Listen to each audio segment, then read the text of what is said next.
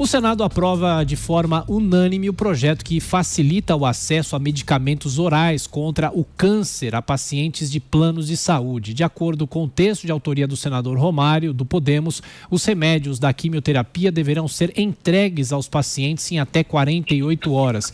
E para falar mais sobre como esse projeto pode impactar os tratamentos contra o câncer, gentilmente nos atende mais uma vez o oncologista, consultor aqui da Jovem Pan, fundador do Instituto Vencer o Câncer, Dr. Fernando Maluf. Tudo bem, doutor? Mais uma vez, bem-vindo. Obrigado. Olá, Tiago. Bom dia para você, para a Kaline e para todos os ouvintes da Jovem Pan. Doutor, inclusive a gente falava sobre esse projeto no último sábado, aqui na edição mesmo do Jornal da Manhã, e o senhor já dizia que pode ser um avanço. O senhor acha que na prática isso vai mudar o quê? De que forma que isso pode sair do papel? Porque no papel é uma coisa, na prática, no dia a dia, é uma coisa que pode ser diferente. Mas de que forma isso traz um avanço para o tratamento do câncer? Bom, esse é um dia histórico para a gente, é um dia histórico para o país, porque ontem, como você mencionou, o projeto Sim para a Quimio Oral, que foi da autoria do senador Regufe e relatoria do senador Romário, esse projeto que foi idealizado pelo Instituto Vencer o Câncer, no qual nós somos os fundadores, ele foi aprovado por unanimidade, 74 votos para sim e 0 votos para não. Então foi uma vitória histórica e retumbante que vai facilitar o acesso aos tratamentos oncológicos orais para os pacientes com câncer que estão ligados aos planos de saúde. Nós sabemos hoje, Tiago, como a gente tinha mencionado, que o que acontece no país hoje é uma perversidade, é um erro gravíssimo há anos, onde um remédio endovenoso, quando é aprovado pela Anvisa, ele imediatamente é disponibilizado para os pacientes de convênio que precisam daquele remédio para aquela indicação. Quando o remédio ele é oral, por um motivo completamente não lógico e não biológico, ele tem que passar por uma segunda lista de aprovação além da Anvisa. E essa lista só é renovada a cada 2 ou 3 anos, ou seja, o remédio fica na geladeira, entre aspas, por 2 a 3 anos com pacientes sem ter acesso ao remédio, mesmo tendo direito ao remédio pela aprovação da Anvisa. Então, esse projeto, que foi outra vez votado para tirar essa segunda lista de avaliação e só deixar a Anvisa como a única entidade, o que é o correto, para avaliação dos orais, como é para o endovenoso.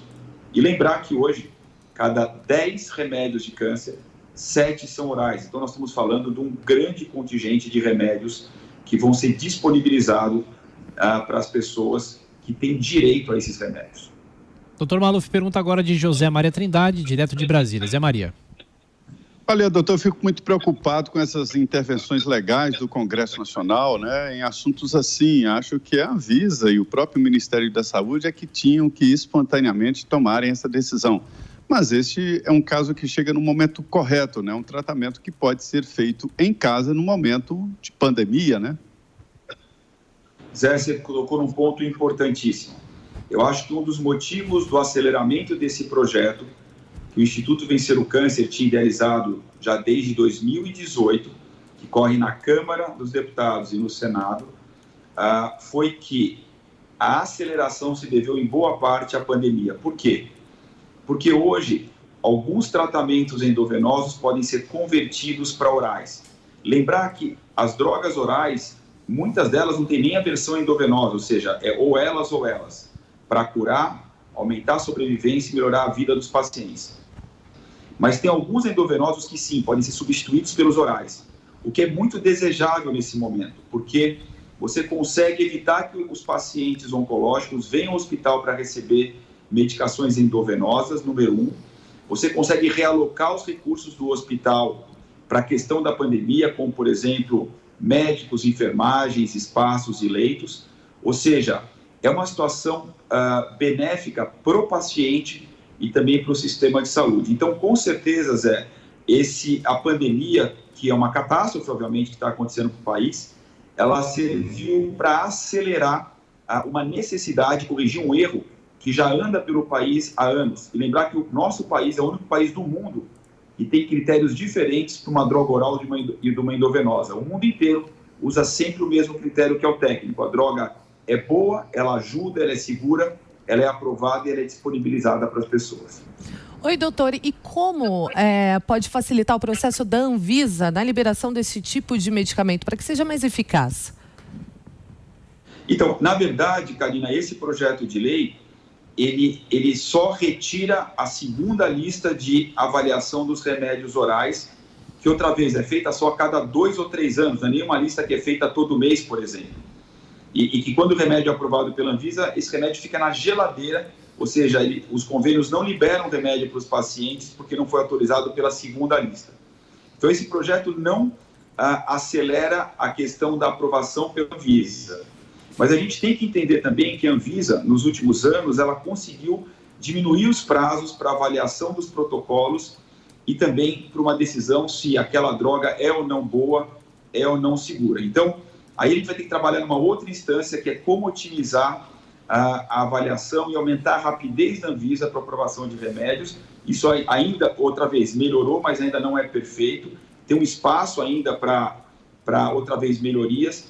Mas isso é uma outra parte que não é exatamente esse projeto que foi aprovado pelo Senado e que agora ele vai caminhar para a Câmara dos Deputados. Se na Câmara dos Deputados Federais esse projeto for aprovado, aí o presidente Jair Bolsonaro se sancionar, nós temos esse novo projeto de lei que vai ajudar por volta de 50 mil brasileiros e brasileiras por ano com câncer e vai salvar milhares de vidas por ano. Ou seja, o impacto disso no país ele é absolutamente enorme. Eu diria que é um dos maiores impactos que a nossa medicina já teve no país inteiro durante todos esses anos.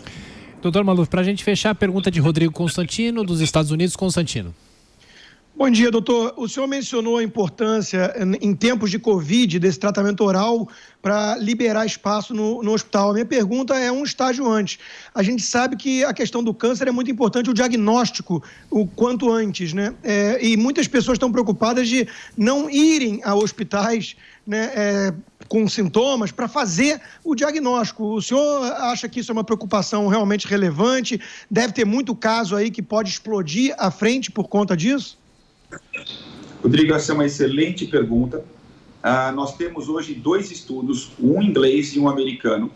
O inglês que mostra que a mortalidade por câncer na Inglaterra vai aumentar em 2020 de 20% a 60% em relação a 2019. Nós temos um estudo americano que fala que nos últimos 3 meses, 88 mil casos de câncer de intestino, próstata, pulmão, mama e colo de útero deixaram de ser diagnosticados. Então, o que a gente está enxergando com a pandemia é, primeiro, que vários pacientes oncológicos deixaram os seus tratamentos, muitas vezes por pânico, angústia e por uma paralisia em relação à situação.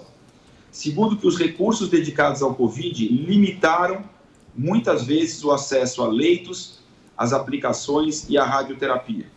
Terceiro, muitas pessoas que faziam exames de check-up e de rastreamento, geralmente se faz no começo do ano, vão deixar de fazer por mais de 2 anos, porque esse ano inteiro, obviamente, ele está perdido nesse sentido. Então, o alerta nosso da parte médica, e, por exemplo, no Hospital Albert Einstein, nós desenvolvemos protocolos para como tratar pacientes com câncer no meio da pandemia, fazendo algumas alterações dos protocolos oncológicos, mas mantendo a curabilidade no mais alto padrão. O meu conselho é que as pessoas com câncer conversem com seus médicos, que vão saber ponderar o melhor equilíbrio entre a cura do câncer, o melhor resultado, e ao mesmo tempo a proteção contra o Covid-19, e que as pessoas que não têm câncer, mas que tenham que fazer seus exames rotineiros, que nesse momento saiam do isolamento para fazer seus exames, porque outra vez, o medo da pandemia e do Covid, ele tem que ser menor do que o medo em relação a um tumor que é muito mais grave na vastíssima maioria dos casos. Oncologista Fernando Maluf, do Instituto Vencer o Câncer. Doutor, mais uma vez, obrigado e até a próxima. Um abraço. Obrigado a vocês, obrigado aos ouvintes e uma excelente notícia para o país hoje. Muito obrigado.